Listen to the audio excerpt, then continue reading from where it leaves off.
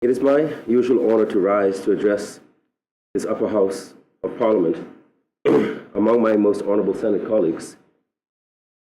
I continue to be grateful to Almighty God and to my party leader, Dr. Hubert Minnis, for having afforded me this special privilege to address the national high ground and to dare to attempt to elevate the level of discussion engaged in here on behalf of the Bahamian people. My preparedness to dare to go where others may not may well be why I am here.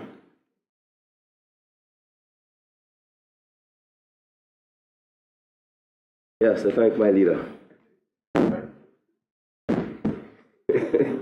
Today, we are here to debate the passing of a bill which would make January 10th an annual national holiday commemorating January 10th, 1967, as the date on which the majority of Bahamians came to rule our Bahamas. Majority Rule Day begs an understanding of what exactly is meant by majority in this instance, as well as what exactly is meant by rule. Of course, majority, simply put, is the greater number. The natural question which follows is, the greater number of what? In this instance, the natural assumption is the greater number of people participating in a democratic election process. If I am right, that is what and who we are referring to when we are discussing this topic of majority rule. This brings me to the need to have and to impart understanding to the Bahamian people as to what is meant by rule. To rule is defined as to exercise ultimate power or authority over an area and or its people. Therefore, it must be true to conclude that what we are proposing to celebrate is the perceived total control, again, the perceived total control by the majority of people of and over the minority of people as obtained via our democratic electoral process. Well, isn't that the nature of all and every fair, free, and truly proportionately representative election process, if such a thing actually exists? Shouldn't democracy itself reflect the will of the majority? Isn't that what it's all about? Or are we suggesting something slightly different when we speak of majority rule here? Are we further defining the majority of the people in the Bahamas as belonging to a particular class or definable group of persons? Are we referring to our black majority as opposed to our white and other racial minorities? Are we suggesting that we as a black majority need to have a special day to celebrate our total political domination and control of our white Bahamian brothers and sisters? Just questions. Maybe by the end of this debate, we will have some answers or maybe even some more questions. Mr. Vice President, I am who I am. I am constant in defining myself as I feel that that is our uniquely human ability. I am certain in who I am as a Christian, a father, a son, a brother, a proud, black, real man, and as a born, free Bahamian nationalist. I do not need a day to remind me of any of that. Beyond this, I am pointedly aware of who I am as the son of Janet and Henry Bostwick. I am also the son, the great-grandson of Bruce Bethel, who was a fighting member of the King's Guard and older brother to the noted John, Charlie, and Philip Bethel. I am the product of slave, free black men of Central Andros and European loyalists.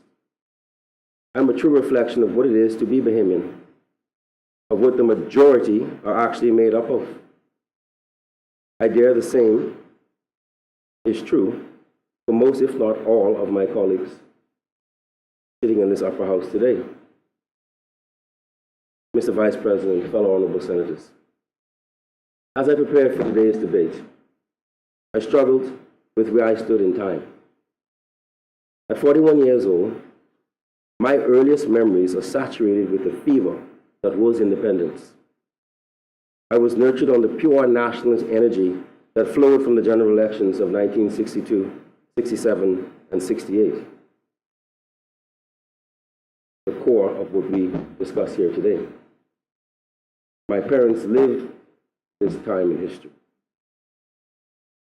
My mother, the Honorable Janet G. Bostwick, as mentioned by the Honorable AG and others here today, was deeply involved and committed to all aspects of the various movements that swelled throughout our political landscape during the 1960s, which led towards the events of January 1967, which some may argue were ultimately and truly achieved and realized in April 1968. She actively supported the women's suffrage movement, which agitated and campaigned successfully for the enfranchisement of women, which, as noted by the Honorable Attorney General, was without question the greatest single step towards the accomplishments of 1967 and 1968. Even as we enter this debate on majority rule, I can't help but question as to the priorities of our government, even with regard to issues of this nature. I am certain that our Prime Minister, Mr. Christie, is aware of the monumental significance of this year, again as pointed out by Madam AG, as the 50th anniversary of the greatest accomplishments of the women's suffragist movement, and of the government's promise, and of his government's promise to honor the women of our Bahamas accordingly throughout this entire year.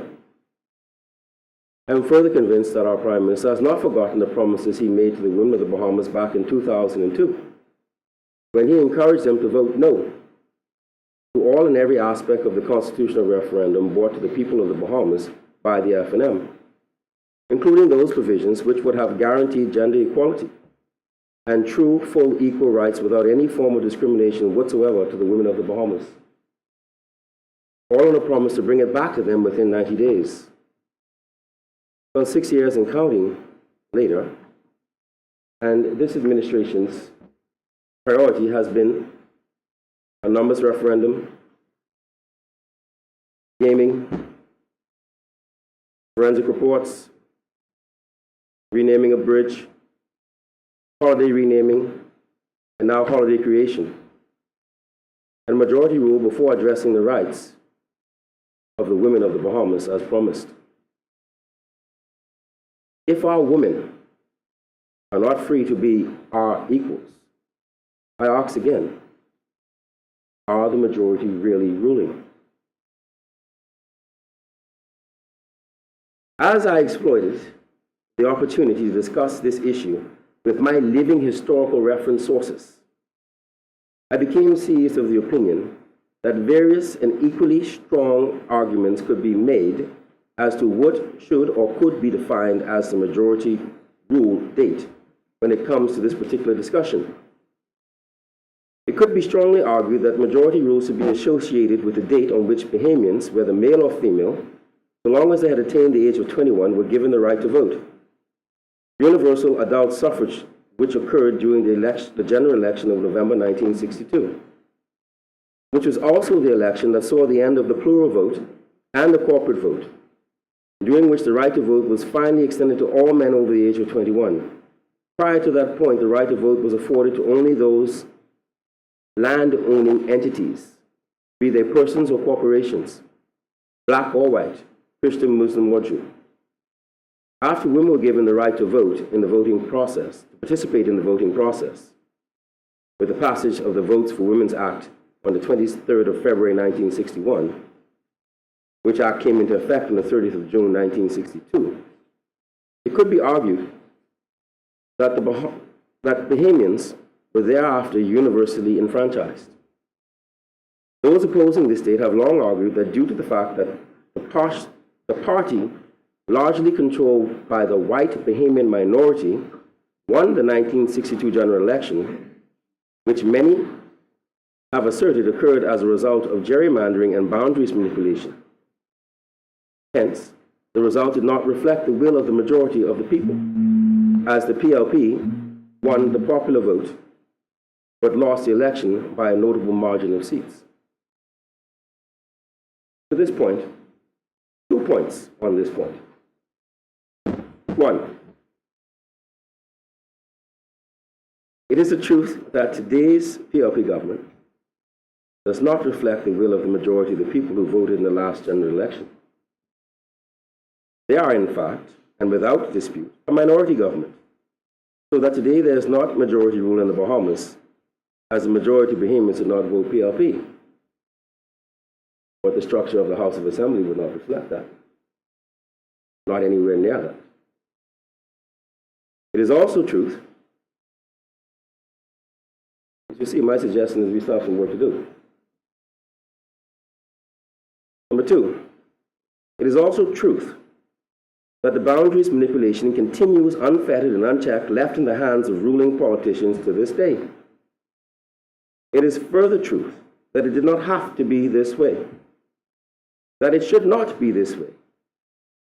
And it is true that the FNM sought to bring an end to it forever in the very same constitutional referendum brought to the people of the Bahamas in 2002 by the FNM, to which I referred to earlier, in which the FNM proposed the placing of the power of the Parliamentary Commissioner and the Boundaries Commission into the hands of independent officers protected by the Constitution, forever free from political interference. True, free, nationalist democracy. And the PLP said to this true expansion of real effective majority rule, vote no. And now we debate a day to celebrate. Yet we have done nothing toward making our women equal, and still today, a few men appointed by one man can still affect the outcome of a general election by a boundaries gerrymandering, just as they could back in 1962, when the majority cried foul, shame. One must ask, why would we not want a system which sets constituency boundaries as a 10-year function existing between the results of the census reports and information collected by an independent parliamentary commissioner functioning in concert with an independent boundaries commission?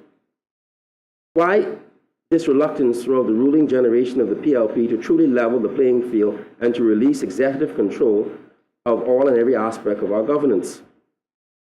All this talk of believing in Bahamians? What do they really believe? Do they really believe that we can run this country better than anybody else? Do they really have the faith to let go and to let the will of the majority truly rule?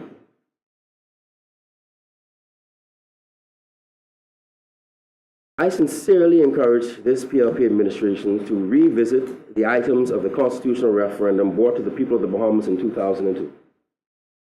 I sincerely encourage them to keep the promises made to the people of the Bahamas, especially the women of the Bahamas, who they promised that they would represent these issues within 90 days. We as a people are suffering from the failure to address ourselves to these issues. Not addressing them is clearly hampering our democratic process, and this is clear even as we discuss majority rule. How could we discuss celebrating majority rule with any level of sincerity when women who enable majority rule are still discriminated against, and we still don't have independent boundaries and parliamentary commissions? I have to ask again, is the majority really ruling? A side note, while we're getting ready to consider bringing back the constitutional referendum points presented by the FNM, we also need to bring back the issue regarding the extension of retirement age for judges. We've seen already how damaging the age limitations can be with regard to excluding some of the best and most senior expert legal talent from serving on our bench at a time when they are most, if not overqualified, and in many cases financially able to make the earning sacrifice that such a service brings on. Very notable PLP leading figures have suffered under this. Persons who could have advanced our judicial process.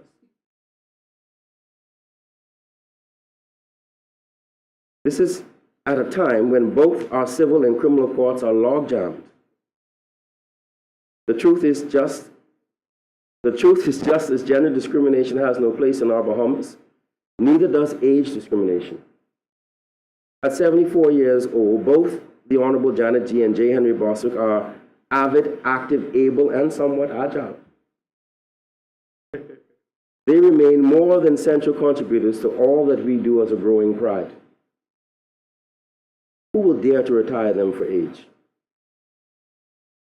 Recently, I started somewhat of a Facebook campaign in support of my former GCE O-level history teacher, Mr. Alan Murray. And senators on the side opposite have again made comments to the contribution of expats and others to our development since majority rule. Listen, you'll understand me in a minute. Mr. Alan Murray is now my 15-year-old son, BG SE O-level history teacher. This is the same man who taught me GCE O-levels, who taught my other sister who's 10 years older than me, and those who came before her. With a record of an over 90% pass rate, 40 years of teaching Bahamians, a published Bahamian historian, who, while he feels at the top of his profession, and in the face of a petition circulated and signed by the students, is being forced out into retirement due to his age. As a front-running member of that young, strong, aggressive generation of born-free nationalists to which I keep referring, I do not hesitate to stop and strongly state that we are nothing without those who have traveled the road ahead of us. Without those who have gone before and have the wisdom of hindsight and a light to guide the path ahead at times. And as I have said before, there's nothing new under the sun. I value those who have gone before.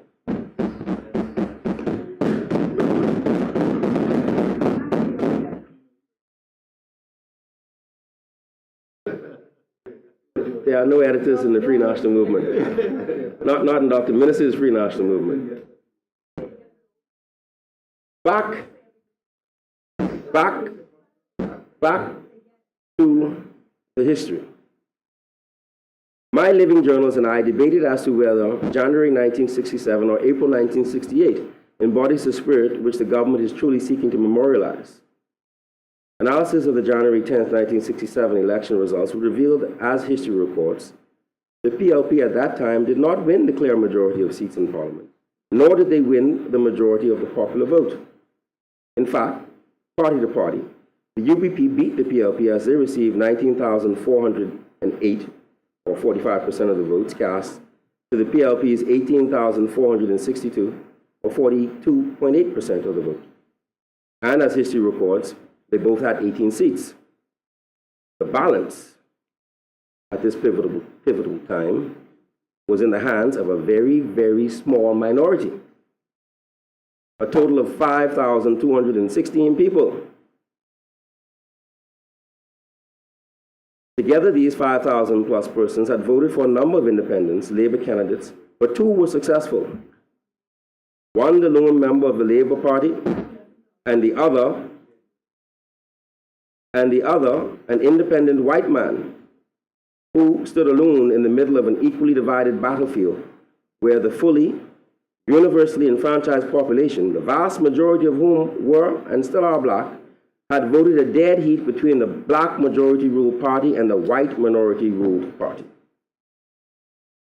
If it were not for the decision of the two who stood in the middle, Sir Randolph and Sir Alvin, one of whom was a white man, Alvin, to throw their lot in with the PLP and to form a coalition, so Lyndon would not have been asked to form the government of the day. So again, I ask, was this result indicative of the rule of the majority? If we are to mark a day at all, is this the day? Because again, as it can be said today, on January 10, 1967, the majority of the universally enfranchised free electorate did not vote for the PLP, not as reflected in the number of seats won, nor the popular vote. So is it true to say that the majority ruled at that time? Or is it better to fix this point in time at the general elections of April 1968, when there can be no dispute that the vast majority of those casting their votes voted for the PLP, as reflected in the number of seats in the House and the popular vote? Clearly, there is a debate to be had regarding the debate, much less whether it is in principle something we wish to mark with a national holiday, or a date we wish to mark on our calendars as an official date on which we remember and honor those heroes of the struggle toward universal human suffrage in our Bahamas, like those listed by our Prime Minister and by our learned AG here today. A day noted in our school curriculums, the meaning and significance of which is woven into our social studies and history course guidelines, as suggested here with my learned friend. And again, I take a little side note. I do feel that whatever we do, that must be done. It was somewhat embarrassing for me, 41 years old, to have to research majority rule. I should have been indoctrinated from a child. From a child. From a child. They weren't alone. They weren't alone. They weren't alone. You will have noted that I have purposely taken the tack that would assume that the definition of majority rule being employed here has no connection to and nothing to do with race, and the fact that the majority of people in the Bahamas are proud, free, strong, and black as I am.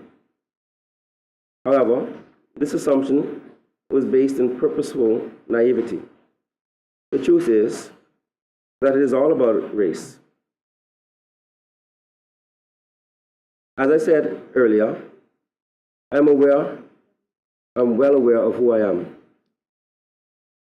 I am 40, I said the truth is that it is all about race, as presented. I am well aware of who I am. In my 41 years of life, I do not know oppression and victimizations at the hands of any white Bahamian. I do know it at the hands of many black Bahamians, for no other reason other than political affiliation or being the son of Janet and Henry. I say that while saying that I am also pointedly aware, and I can say it further, that comes from both sides of the political divide. That's not an accusation thrown at the field. I can say that while saying that I am also pointedly aware that the office we own, our legal offices, own and occupy, known as Dean's Cottage on George Street, was once a guest house next to Cumberland House, where my most learned senior worked as a steward, providing white glove service to white guests on whom he could not turn his back at any time while in or leaving the room, a room which he now sits in as both Lord of the Manor and King of the Hill. My father, J. Henry Bostwick. Yes. So yes, I know where we've come from, how far we've come from Tuchop Corner and Martin Street. I'm pointedly aware of it. My family lived it. I lived it. As I listened here today, I was warmed by, again, the learned AG's reference to the events of 1958, the taxi union, which led into the blockade of the runway at the airport, and from that, the general strike, catalyst into the events, 1962, 1967. At the center of those events on the runway on that fateful night was Mr. Nicholas Musgrove, my maternal grandfather, who was a senior executive at the taxi cab union, who was in fact, as far as our family history goes, the person who collected the keys from all the taxis to make sure nobody could fall weak and move their cars off the runway. So as my learned friend, the Honorable AG, has said, I am a chip off the old rebel block. Very much so. Very much so. However, as a student of Bahamian history, I am also aware that among peoples of the modern world, we are among the most blessed as far as political freedoms and liberties, including race issues, on the planet. And this has been so for centuries. The issue here in the Bahamas as regards rights, including the right to vote, was more about gender and land ownership than it ever was about race. We in the Bahamas inherited the pre-Wood Rogers pirate governance rules that gave every man one vote as to who would be captain of the pirate ship, no matter his creed, race, or religion. Due to the fact that many pirate ships were refitted slave ships, crewed by former slaves, before the end of the golden age of piracy, during which Nassau, not Charleston or St. Augustine or Port Royal, was officially known as a pirate republic. By the time Woodes Rogers arrived with his party, there were thousands of free land-owning black men, some of whom owned slaves, living in the Bahamas. These men and their land-owning descendants had the right to vote before their counterparts throughout the Western world ever dared dream of freedom, much less voting. It is also true that many of the original white Bahamians who came here to these islands owned no slaves. Some can trace their ancestry in the Bahamas back in excess 14 generations. Are we going to have William Sales Day as a national holiday or Settlers Day to honor them? We as Black Bahamians should be seeking to celebrate our uniqueness as a free, prosperous, majority Black nation. A nation where blackness is not a negative or a handicap which subjects you to discrimination. A nation where many of us can find no trace of slavery in our ancestry, as our forefathers arrived here as free Black men with rights in a pirate republic. And a country where, when slavery reared an ugly, oppressive hand, there was rebellious protests that reached the halls of governance in England itself, thereby arming those who were fighting the cause for abolition. The history of Black Bahamians is one unlike any other Black people on the planet. It is why civil rights leaders have been coming here for inspiration since the late 50s and early 60s, right up to this year when Farrakhan returned yet again. When we were last here, we heard of how there was a nexus and a mutual respect between Sarando and Martin Luther King. We led them. We inspired them.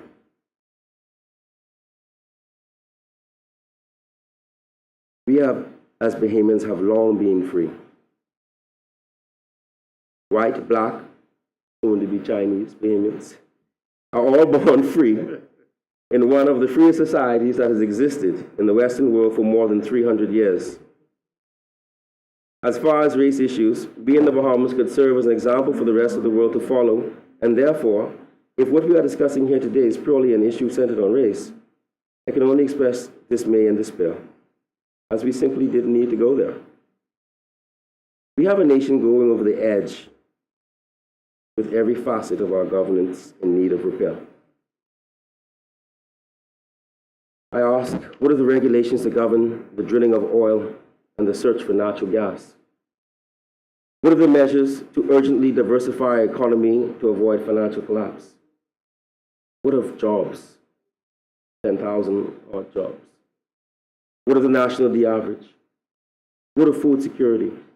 What of a real solution to the unbearable high cost of energy, the potential mechanical shutdown, corporate failure, credit collapse, union revolt at BEC? What of tourists being shot dead at the foot of the bridge? Forgive me. I digress into the pressing concerns and growing fears of the majority of the people. We're not here for that today. We have not been here for that yet. We've named a few days, even a bridge, amended some statutes to facilitate coming taxes, debated a midterm budget that had no figures. Now we are making new holidays, more days off with pay, or days for double pay, unproductive man-paid hours, paid man hours, in our depressed economy where we must get maximum value for every dollar spent, where every hour paid needs to be doubly productive. What is the message being sent to the people by this present move, this time? The Prime Minister focused much of his closing address on justifying the number of national holidays in comparison with other states. I humbly suggest that the issue is not about whether we have more holidays than whatever country. The issue is whether we can or should afford more paid holidays at this time of national recession and debt crisis, no matter how many we have presently. The Prime Minister, as Minister of Finance, is undoubtedly pointedly aware of that consideration. However, he has not spoken to it. It would be interesting to note the net cost in a dollar amount of each paid day off to us as a nation. Mr. Vice President, in his closing comments, the Prime Minister stated that he had said many times before, as has the Governor General Sir Arthur Folkes, that the attainment of majority rule in 1967 was a more historically significant event than emancipation, which, as we all know, is rightly commemorated as a holiday. It seems that Sir Arthur is an accepted authority on the subject, as he has also been quoted by the learned Attorney General in her contribution here today. I too have intentions of quoting Sir Arthur on majority rule. In 2006, he wrote, and parts of this I think might have been quoted already, "The great significance of 1967 was that after years of struggle by many progressive persons and groups, the back of the old oligarchy was finally broken and real democracy came to the Bahamas. This was unique because many former colonies could boast of independence, but not democracy. And older countries could hardly say when they became democracies."